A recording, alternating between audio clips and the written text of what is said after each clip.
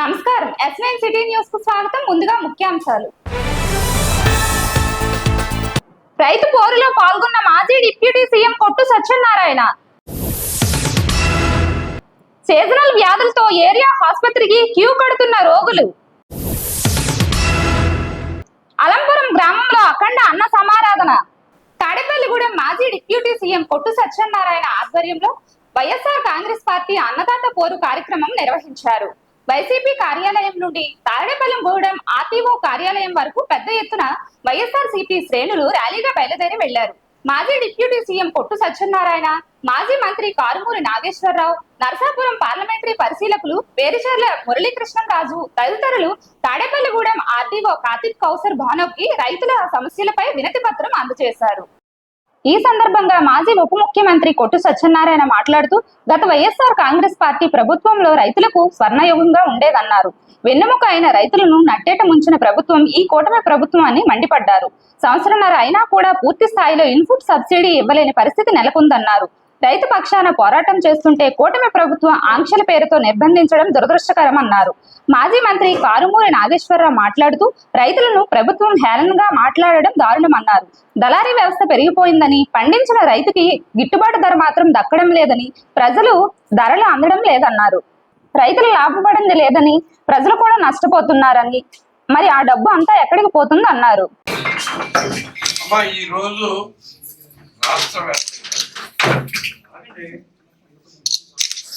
గత 5 సంవత్సరాలు మా గొప్ప మేము చెప్పుకోవడం వైఎస్ఆర్ కాంగ్రెస్ పార్టీ జగన్మోహన్ రెడ్డి గారి పరిపాలనలో రైతాంగానికి, వ్యవసాయ రంగానికి ఆయన చేసిన సేవ ప్రతి ఒక్కరు కూడా గుర్తుపెట్టుకునే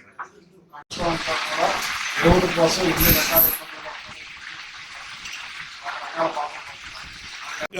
జగన్మోహన్ రెడ్డి గారి నాయకత్వంలో 5 సంవత్సరాల ప్రభుత్వంలో రైతులకి ఎంతో న్యాయం జరిగింది. ఆయన మరి మానసపుత్రికగా ఏర్పాటు చేసిన రైతు భరోసా కేంద్రాలు ప్రతి చోట పక్కా భవనాలు నిర్మాణం చేసి అక్కడ రైతుకి ఈ క్రాపింగ్ దగ్గర నుంచి విత్తనాలు సరఫరా దగ్గర నుంచి పండిన పంట అమ్ముకునే వరకు కూడా వ్యవస్థీకృతం చేసి ఎక్కడ ఏ రకమైన దళారీలు లేకుండా రైతుకి న్యాయం చేశారు. ఇవాళ అటువంటి పరిస్థితి నుంచి ఆ రైతు భరోసా కేంద్రాలని వ్యవస్థని మార్చేసి అక్కడున్న సిబ్బందిని వాళ్ళకి ఏం పని చెప్పకుండా ఇవాళ ఈ ప్రభుత్వం ఏంటంటే కేవలం జగన్మోహన్ రెడ్డి గారి పరిపాలన వ్యవస్థను మార్చేయాలి అన్న ఒక దుర్మార్గమైన ఆలోచనతో ఇవాళ ప్రభుత్వం నడుస్తూ ఉంది. ఇవాళ యూరియా కొరత తీవ్రంగా ఉంది. రైతులందరూ కూడా అధిక వర్షాలకి పంట ఒకసారి నాట్లన్నిటికీ కూడా 2 కోటాలు మందేసి గుళికలు కూడా వేసిన తర్వాత వర్షాల వల్ల మందేసిన వల్ల మళ్ళీ అన్ని కుళ్ళిపోవడం జరిగింది. రైతులను ఆదుకోవడానికి ఇమీడియట్గా ఎన్యూమరేషన్ చేయవలసిన బాధ్యత కూడా సక్రమంగా జరగలేదు. అదంతా కూడా కూటమి నాయకుల కనుసన్నల్లో జరుగుతూ ఉంది. అంటే మునిగిపోయిన రైతునేమో పక్కన పెట్టేసి మొలగకపోయినా ఈ అవాంతరాన్ని అడ్డం పెట్టుకుని వాళ్ళకి వాళ్ళ నాయకులకి, కార్యకర్తలకి న్యాయం చేసేలాగా దుర్మార్గంగా ఈ కూటమి ప్రభుత్వం వ్యవహరిస్తూ ఉంది. మరి ఇటువంటి పరిస్థితుల్లో అసలు ఈ వర్షాలు కురిసిన డెల్టాలో ముంపు బారి ఎందుకు పడుతున్నారన్న దాని మీద ఈ ప్రభుత్వానికి దృష్టే లేదు. డ్రైనేజ్ వ్యవస్థని మే నెలలోనే బాగు చేసి రెడీ చేసుకోవాలన్న ఆలోచన ఈ ప్రభుత్వానికి లేదు. 5 సంవత్సరాల్లో ఇంతకంటే పెద్ద వర్షాలు కురిసినప్పుడు కూడా రైతుకి ఏ రకమైన ఇబ్బంది కలగకుండా, ఎక్కడ పొలాలు మొలగకుండా అడ్డుకున్నాం. ఏదైనా ఒక ఎర్రకాలువ ముంపు వచ్చి ఒకేసారి ముంపు వచ్చి మునిగిపోతే ప్రతి రైతుకి న్యాయం చేసాం. ఇన్పుట్ సబ్సిడీ అదే సీజన్లో ఇప్పించాం. ఇవాళ ఇన్పుట్ సబ్సిడీ గత సంవత్సరం ప్రభుత్వం అధికారం చేపట్టినప్పుడు కురిసిన వర్షాలకి రావాల్సిన ఇన్పుట్ సబ్సిడీ ఇవాళ సంవత్సరంన్నర అయింది. ఇవాళకి ఇంకా 30-40% ఇన్పుట్ సబ్సిడీ ఇవ్వాల్సిన పరిస్థితి ఉంది. అంటే ఈ ప్రభుత్వం యొక్క నిర్లక్ష్యం రైతుల పట్ల, వ్యవసాయం పట్ల ఏ రకంగా ఉందో అర్థం చేసుకోవాలి. ఇవాళ రైతులకేమో గిట్టుబాటు ధర ఇప్పించడానికేమో బాధపడుతూ ఉన్నారు. కానీ వాళ్ళకు అవసరమైనప్పుడు లాలూచులు పడిపోయి ఎకరం 100 కోట్లున్న భూముల్ని 99 పైసలకి హాస్యాస్పదంగా ఏదో పారిశ్రామికీకరణకి మేము దోహదం చేస్తున్నామని వాళ్ళ లాభకారి ఒప్పందాలతోటి వేల లక్షల కోట్లు భూములన్నీ కూడా కాజేసే ప్రయత్నం ఈ ప్రభుత్వం చేస్తాం. ఇవాళ ఎన్ని రకాల ఇబ్బందులు పడుతున్నారో, బ్లాక్ మార్కెట్లో కొనుక్కుని చాలా ఇబ్బందులు పడుతూ ఉన్నారు. ఏ మాత్రం కూడా పట్టించుకోకుండా మరి అగ్రికల్చర్ మినిస్టర్గా ఉన్న అచ్చెన్నాయుడు గారు ఏమంటారంటే రైతులను ఉద్దేశించి హేళనగా వాళ్ళు మనం బఫే భోజనానికి వెళ్తే లైన్లో నుంచోమా, లైన్లో నుంచుంటే ఏమవుతుందని చెప్పి ఆయన అవహేళనగా రైతులను చేసి మాట్లాడే కార్యక్రమం చేస్తున్నారు. ఇవాళ జగన్మోహన్ రెడ్డి గారు ఒక రైతుల విషయంలో కానీ ప్రతి ఒక్క కార్యక్రమాన్ని కూడా తీసుకుని వెళ్తుంటే వాళ్ళు అప్పటికప్పుడు వచ్చేసి మేము కొనేస్తామని ప్రకటించటం, ఆ తర్వాత ఏమీ పట్టించుకోకుండా వదిలేయటం, ఈ రకంగా చేస్తూ ఉన్నారు. ఇవాళ మామిడికాయ ధర పక్కన కర్ణాటక రాష్ట్రంలో ఏదైతే వాళ్ళు 14 నుంచి 16 రూపాయలు కొంటే ఇక్కడ 2 రూపాయలు కూడా కొన్న పరిస్థితి. కూటమితో కలిసి ఉండి కూడా ఇవాళ రైతుల్ని వదిలేసి గాలికి వదిలేశారు. పొగాకు విషయంలో కూడా అలాగే చేస్తే పొదలి మరి ఆయన రావటం జరిగింది. అలాగే ఏ రేటు కూడా లేకుండా ఇవాళ ఉల్లిపాయ కూడా తీయని పరిస్థితి, కళ్ళాల్లోనే వదిలేస్తున్నారు. దళారీ వ్యవస్థ పెరిగిపోయింది. ఇవాళ రైతు పండించిన వాడికి గిట్టుబాటు ధర లేదు, మన ప్రజలు కొనుక్కుని తినడానికి రేటు మాత్రం భారంగా మారిపోయింది. ఎవరికి పోతుంది డబ్బు అంటే మధ్యలో దళారీకి వెళ్ళిపోతుంది. జగన్మోహన్ రెడ్డి గారు ఆ రోజున దళారీ వ్యవస్థను అరికట్టి రైతు చేయి పట్టుకుని నడిపించి ఏదైతే ఆర్బీకే సెంటర్ల కానించి ఇత్తు కానించి అమ్మే వరకు కూడా చేపెట్టుకుని నడిపించి గిట్టుబాటు ధర ఇప్పించిన గొప్ప నాయకుడు గత ముఖ్యమంత్రి జగన్మోహన్ రెడ్డి గారు. ఇవాళ టోటల్ వ్యవస్థ మారిపోయి దళారీ వ్యవస్థని పెంచి రైతుల్ని నిర్ధారణంగా మన వాళ్ళని నలిపేస్తూ, అలాగే ఇక్కడ ప్రజలు కొనుక్కోవడానికి అందుబాటులో లేకుండా ఆకాశాన్ని రేట్లు అందించేలా చేస్తున్నారు. అక్కడేమో కొనలేని పరిస్థితి, తీసి అమ్మలేని పరిస్థితిలో రైతులుంటే ఇక్కడ మాత్రం కొనలేని పరిస్థితిలో ఉన్నారు. అలాగే ఇవాళ యూరియా కొరత ఎంత పెద్ద ఎత్తున ఉందంటే దానికి అంటారు, ఒక ముఖ్యమంత్రిగా చంద్రబాబు నాయుడు ఎప్పుడూ కూడా వ్యవసాయం దండగా అంటాడు, జగన్మోహన్ రెడ్డి గారు రాజశేఖర రెడ్డి గారు పండగ అంటారు. అటువంటిది యూరియా వేస్తే క్యాన్సర్ వస్తుంది, పెస్టిసైడ్ వేయొద్దు అందుకని కూడా క్యాన్సర్ వస్తుందని ఒక ముఖ్యమంత్రిగా చెప్తారా? ఇవాళ కౌలుదారి రైతులు దాని మీదే రాష్ట్రం రైస్ ఆఫ్ బౌల్ అన్నారు. ఈ రైస్ ఆఫ్ బౌల్లో అన్ని రకాలుగా కూడా పండించి ఇవాళ పెద్ద ఎత్తున రైతు నిలబడేది. ఆంధ్ర రాష్ట్రం భారతదేశానికి రైతే వెన్నెముక. అటువంటి రైతుని ఇరుచడానికి ఈ కూటమి ప్రభుత్వం ప్రయత్నిస్తుందని, ఇది మానుకుని రైతులకు అండగా నిలబడాలని, ఈ యూరియాని కొరత లేకుండా అందించాలని, రాబోయే పంటల్లో కూడా ఈ ఇబ్బంది లేకుండా ముందే అన్ని రకాలుగా సిద్ధం చేసుకోవాలని చెప్పి నేను కోరుతున్నాం. జగన్మోహన్ రెడ్డి గారి ఆదేశాల మేరకు రైతులు ఏదైతే కష్టపడుతున్నారో, రైతులకు ఏదైతే నానా ఇబ్బందులు పడుతున్నారు, ఇక్కడ యూరియా కానివ్వండి, రైతు గిట్టుబాటు ధర కానివ్వండి, రైతుల పట్ల నిర్లక్ష్యంతో ఉన్నటువంటి కూటమి ప్రభుత్వం మీద మనం నిలదీయవలసిన బాధ్యత ఉంది. రైతుల పక్షాన్ని మనం నిలబడాలి.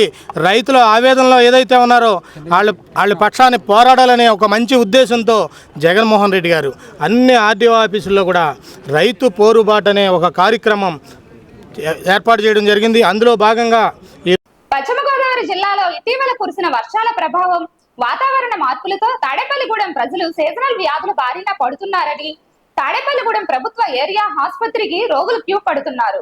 ఈ సందర్భంగా ఏరియా ఆసుపత్రి సూపరింటెండెంట్ డాక్టర్ రవిపాలు మీడియాతో మాట్లాడుతూ, ఇటీవల కురిసిన వర్షాల ప్రభావం, వాతావరణ మార్పులతో ప్రజలు సీజనల్ వ్యాధుల బారిన పడుతున్నారని తెలుపుతున్నారు. వివిధ రకాల వ్యాధులతో గత నెల సుమారు 35,000 మందికి పరీక్షలు చేసి అందులో 6,000 మంది రోగులకు సేవలు అందిస్తున్నామని తెలిపారు. సీజనల్ వ్యాధులకు సంబంధించి గత నెల 154, ఈ నెల ఇప్పటి వరకు 52 కేసులు వచ్చాయని తెలిపారు. వారికి కూడా వైద్యం అందిస్తున్నట్లు తెలిపారు. వ్యాధుల బారిన పడకుండా ఉండాలంటే పరిసరాల పరిశుభ్రతతో పాటు ఆరోగ్యకరమైన ఆహారాన్ని తినాలని, వేడి నీటిని తాగాలని సూచించారు. నమస్తే అండి, నేను ఏరియా హాస్పిటల్ తాడేపల్లిగూడెం సూపరింటెండెంట్ మాట్లాడుతున్నాను. సో ఈ మెయిన్ ఎక్కువగా సీజనల్ డిసీజెస్ వస్తున్నాయి. దానిలో ఫీవర్స్, మేజర్గా ఫీవర్స్ ఎక్కువ వస్తున్నాయి. సో దానికి సంబంధించి మేము బ్లడ్ టెస్ట్లు అవి చేస్తున్నాము. ముఖ్యంగా dengue test, swine flu test, typhoid, ఈ టెస్టులన్నీ చేస్తున్నాం అన్నమాట. సో దాన్ని బట్టి ప్రజలు కూడా బాగా ఎక్కువగా వస్తున్నారు, యూటిలైజ్ చేసుకుంటున్నారు. దాని ప్రకారం ట్రీట్మెంట్ అది తీయించుకుని వెళ్తున్నారు. మామూలుగా ఈ లాస్ట్ మంత్ సెన్సస్ ప్రకారంగా చూస్తే మొత్తం అవుట్ పేషెంట్స్ 6,000 దాకా వచ్చారండి. చేసింది 35,000 టెస్టులు చేసామండి మొత్తం దానిలో. సో కొన్ని డిసీజెస్ అన్నీ వైరల్, మామూలుగా ఫ్లూ డిసీజెస్ ఎక్కువ ఉంటున్నాయి. సో ఆ ఫ్లూ డిసీజెస్కి మామూలుగా సిమ్టమాటిక్ ట్రీట్మెంట్ ఇస్తున్నాం మేము. అట్లానే దీనికి మామూలుగా టైఫాయిడ్ టెస్టులు చేసి టైఫాయిడ్ అని తెలితే టైఫాయిడ్కి సంబంధించిన ట్రీట్మెంట్ ఇస్తున్నాము. అవసరమైనప్పుడు పేషెంట్లు అడ్మిట్ అవుతున్నారు. అడ్మిట్ చేసి వాళ్ళకి సరైన చికిత్స అందించి వాళ్ళని ఆరోగ్యవంతులుగా చేసి పంపిస్తున్నాం. తీసుకోవాల్సిన జాగ్రత్తలు ఏంటంటే ముఖ్యంగా పరిసరాలను పరిశుభ్రంగా ఉంచుకోవాలి. తర్వాత కాసి చల్లార్చిన నీళ్ళే తాగాలి. బయట ఫుడ్, జంక్ ఫుడ్ అది తీసుకోకుండా ఉండాలి. ఎక్కువ ఇంట్లో వండిన పదార్థాలు, వేడి పదార్థాలు తీసుకుంటే మంచిది. అట్లానే దోమలు అవి రాకుండా ఉండడానికి చుట్టూతా డ్రైనేజ్ సిస్టమ్ అంతా నీట్గా ఉంచుకోవాలి. పెంటపాడు మండలం అలంపురం గ్రామంలో టీబీఆర్ విద్యా సంస్థల ఆధ్వర్యంలో నిర్వహించిన వినాయక చవితి ఉత్సవాలు ఘనంగా ముగిశాయి. అనంతరం అఖండ అన్న సమారాధన కార్యక్రమాన్ని నిర్వహించారు. పెంటపాడు మండలం అలంపురం గ్రామంలో టీబీఆర్ విద్యా సంస్థల ఆధ్వర్యంలో నిర్వహించిన గణపతి నవరాత్రులు ఘనంగా ముగిశాయి. ప్రతి సంవత్సరం గణపతి నవరాత్రులు అత్యంత వైభవంగా నిర్వహిస్తున్నామని మాజీ సైనికుల కమిటీ ఈ భోగేశ్వరరావు తెలిపారు. గణపతి నవరాత్రుల సందర్భంగా అలంపురం గ్రామంలో అఖండ అన్న సమారాధన కార్యక్రమాన్ని ఏర్పాటు చేశామని ఆయన తెలిపారు. ప్రజలు స్వామివారి ప్రసాదాన్ని సేకరించి ఆశీస్సులు పొందాలని ఆయన కోరారు. ఈ కార్యక్రమంలో ఉత్సవ కమిటీ రవికిరణ్, శివరామకృష్ణ, అయ్యప్ప పాల్గొన్నారు. ఓం గణేశాయ నమః. మన ఈరోజు అలంపురం గ్రామంలోని మన టీబీఆర్ సైనిక్ స్కూల్ డిఫెన్స్ అకాడమీలో 14వ రోజున పురస్కరించుకొని ఒక భారీ అన్న సమారాధన కార్యక్రమాన్ని సుమారు 5,000 మంది పైబడి 5,000 మంది భక్తులకి అన్న సమారాధన కార్యక్రమం నిర్వహించబడుతుంది. ఇంత గొప్పగా ఈ కార్యక్రమం చేపట్టినందుకు మనకు టీబీఆర్ గణేష్ ఉత్సవ సమితి అధ్యక్షులు శివరామకృష్ణ గారు, అలాగే సెక్రటరీ అయ్యప్ప, అన్నిటికీ మించి కీలక సూత్రధారి అయిన మా టీబీఆర్ సంస్థల CEO రవికిరణ్ గారు, వీళ్ళందరి సమక్షంలో అత్యంత అద్భుతంగా ఈ కార్యక్రమం నిర్వహిస్తున్నారు. దీనికి అలంపురం గ్రామమే కాకుండా చుట్టుపక్కల గ్రామాలైన ప్రతిపాడు, కృష్ణాయపాలెం, అలాగే రాచర్ల గ్రామాల నుంచి కూడా అనేక మంది భక్తులు వచ్చి ఈ అన్న ప్రసాదాన్ని స్వీకరించడం కూడా మాకు చాలా సంతోషాన్ని ఇస్తుంది. ఈ గడిచిన ఈ 14 రోజులు కూడా వినాయక చవితి మొదలుకొని రకరకాల సాంస్కృతిక కార్యక్రమాలు, మన హిందూ ధర్మాన్ని లేదా సంస్కృతిని వెల్లవించేలాగా ఈ బుర్ర కథలు కావచ్చు, భక్తితో కూడిన భజనలు, అలాగే శ్రీనివాస కళ్యాణం, అన్నిటికీ మించి కోలాటాలు, అలాగే ప్రత్యేకంగా లక్ష్మీ గణపతి హోమం, ఇలాంటి కార్యక్రమాలతో పాటుగా ఫైనల్గా మనం 11వ రోజున అత్యంత అద్భుతంగా అంగరంగ వైభవంగా అలంపురం గ్రామంలో గణేష్ నిమజ్జనం కార్యక్రమాన్ని అత్యంత భక్తి శ్రద్ధలు కూడా జరుపుకోవడం జరిగింది. దీనికి సహకరించిన మా టీబీఆర్ గ్రూప్ సిబ్బంది అందరికీ, సభ్యులకి, ప్రత్యేక గణేశోత్సవ కమిటీ సభ్యులకి, అలాగే చాలామంది శ్రేయోభిలాషులు, భక్తులు, అలంపురం గ్రామస్తులైతే కావచ్చు, చుట్టుపక్కల గ్రామాల సభ్యులు, అలాగే మా ప్రత్యేకించి కూటమి నాయకులందరూ కూడా ఈ రకరకాలుగా సహకరించినందుకు కూడా ఈ సందర్భంగా, ఆఖరి సందర్భంగా భక్తులకి, కూటమి నాయకులకి, టీబీఆర్ సిబ్బందికి అందరూ కూడా పేరు పేరున కూడా నేను హృదయపూర్వక అభినందనలు తెలియజేస్తా ఉన్నాను. తాడేపల్లిగూడెం పాతూరు మసీదు వద్ద స్టూడెంట్స్ ఇస్లామిక్ ఆర్గనైజేషన్ సభ్యులు విలేకరుల సమావేశం ఏర్పాటు చేశారు. ఆంధ్ర ఎడ్యుకేషన్ మూవ్మెంట్ అనే మహా ఉద్యమాన్ని ప్రారంభిస్తున్నట్లు సమావేశంలో తెలిపారు. తాడేపల్లిగూడెం పట్టణం స్థానిక మసీదులో ఏర్పాటు చేసిన విలేకరుల సమావేశంలో స్టూడెంట్స్ ఇస్లామిక్ ఆర్గనైజేషన్ సభ్యులు మాట్లాడుతూ ఆంధ్ర ఎడ్యుకేషన్ మూవ్మెంట్ అనే మహా ఉద్యమం ఆగస్టు 15 నుండి సెప్టెంబర్ 30 వరకు కొనసాగుతుందని తెలిపారు. ఈ ఉద్యమంలో భాగంగా విద్యార్థులు, ఉపాధ్యాయులు వివిధ వర్గాలను కలిసి విశ్లేషణాత్మక చర్చలు, అవగాహన కార్యక్రమాలు చేపట్టి వాటి పరిష్కారాలను రూపొందిస్తారని తెలిపారు. ఈ కార్యక్రమంలో రాష్ట్ర కార్యదర్శి మహమ్మద్ రియాజ్, జోనల్ సభ్యుడు అబూ బాకర్ సిద్దిక్, తాడేపల్లిగూడెం పట్టణ అధ్యక్షుడు అబ్దుల్ కలీం, కార్యదర్శి ఉబేద్ పాల్గొన్నారు. గుడ్ ఈవినింగ్ అండి. Student Islamic organisation Andhra Pradesh Tadepalligudem శాఖ తరపున ఆంధ్ర ఎడ్యుకేషన్ మూవ్మెంట్ ఆగస్టు 15 నుండి సెప్టెంబర్ 30వ తేదీ వరకు స్టార్ట్ చేయబోతున్నాం. ఈ స్టార్ట్ చేసినటువంటి ఈ ఆంధ్ర ఎడ్యుకేషన్ మూవ్మెంట్ లో ముఖ్యంగా విద్యా సమస్యలను తీసుకొని status of education in Andhra Pradesh రాష్ట్ర వ్యాప్త విద్యా సమస్యలను మేము ఒక స్టేటస్ లాగా తీసుకొని డ్రాఫ్ట్ తయారు చేయబోతున్నాం. దాంతోపాటు ఆర్టీఈ ఇంప్లిమెంటేషన్ పైన కూడా విద్యా హక్కు చట్టంపై అవగాహనను పెంచుతున్నాం. దానితో పాటు హైయర్ ఎడ్యుకేషన్ మరియు అకాడమిక్ ఎక్సలెన్స్ కి సంబంధించిన విషయాలను కూడా కీ ఎజెండాగా ఇందులో యాడ్ చేశాం.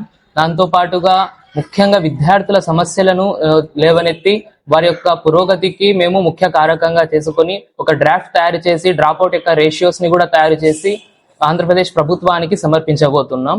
ఈ ఆంధ్ర ఎడ్యుకేషన్ మూవ్మెంట్ మొత్తం 45 రోజుల మూవ్మెంట్. ఆగస్టు 15 నుండి సెప్టెంబర్ 30వ తేదీ వరకు ఈ మూవ్మెంట్ జరుగుతుంది. ఈ వార్తలు ఇంతటితో సమాప్తం. తిరిగి మరలా రేపు కలుసుకుందాం.